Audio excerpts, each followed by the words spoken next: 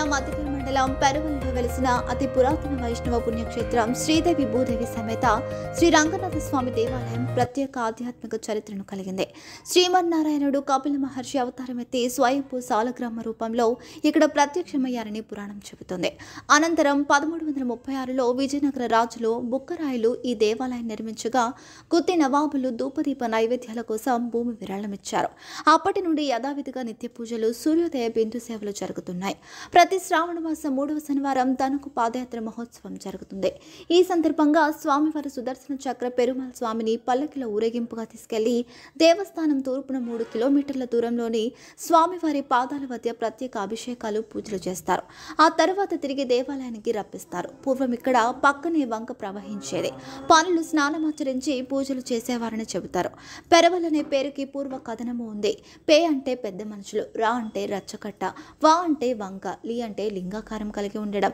సాయంత్రం వేళ చెరువు కట్ట వద్ద జలహారతిస్తే ప్రజలకు, పంటలకు శ్రేయస్కరం కలుగుతుందని స్థానిక విశ్వాసం. ప్రతి పౌర్ణమి నాడు గరుడ వాహన సేవ వైభవంగా నిర్వహించబడుతుంది.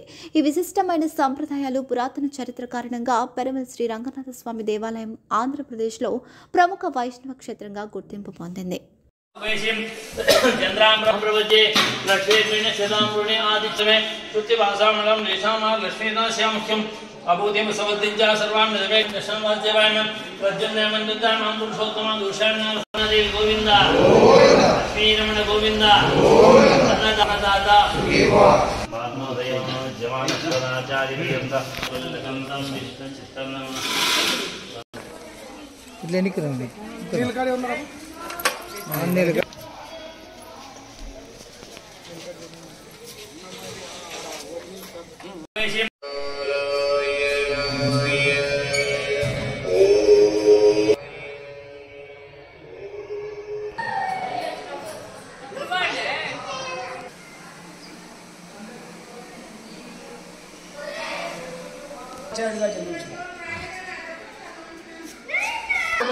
సంతసమంది వచన క్రమమున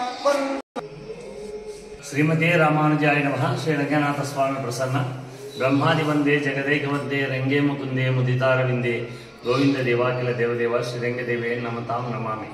కర్నూలు జిల్లా మధ్యకర మండలం పెరవలి గ్రామంలో వేయించేసిన శ్రీ రంగనాథ స్వామి దేవస్థానం ముందు శ్రావణ మాసంలో వైభవంగా కార్యక్రమాలు జరుగుతున్నాయి.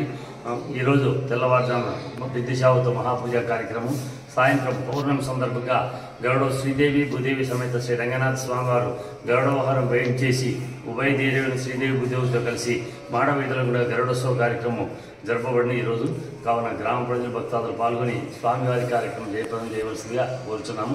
అదేవిధంగా రేపటి రోజు అనగా శ్రావణ మాసంలో 3వ శనివారం అనగా రేపటి రోజు ఉదయం తెల్లవారుజామునే స్వామివారికి బిందు సేవ, పంచామృతాభిషేకము, మహాపూజ, ఆకుపూజ, మహామంగళార్తితో కార్యక్రమం మొదలై తర్వాత 9 గంటలకు స్వామివారి ఎడమ పాదం నాకు సుదర్శనమూర్తి ఊరేగింపుగా వెళ్ళి స్వామివారి పాదాలకు అభిషేకం గావించి తర్వాత మంత్రపుష్పము, నీరాజనం కార్యక్రమంతో గ్రామంలో వేయించేసి మధ్యాహ్నం 1 గంట కార్యక్రమంకు దేవస్థానంలో చెరువు కట్ట దగ్గర జలహారతి కార్యక్రమం కూడా ఏర్పాటు చేయడమైంది.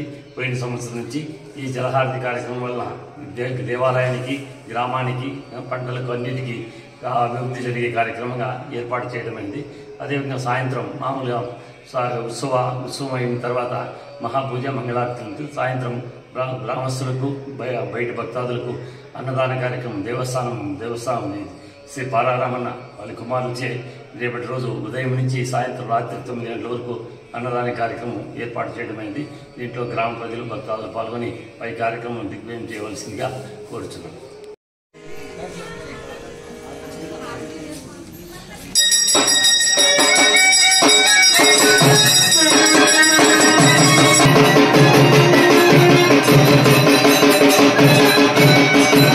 లక్ష్మీరమణ గోవింద.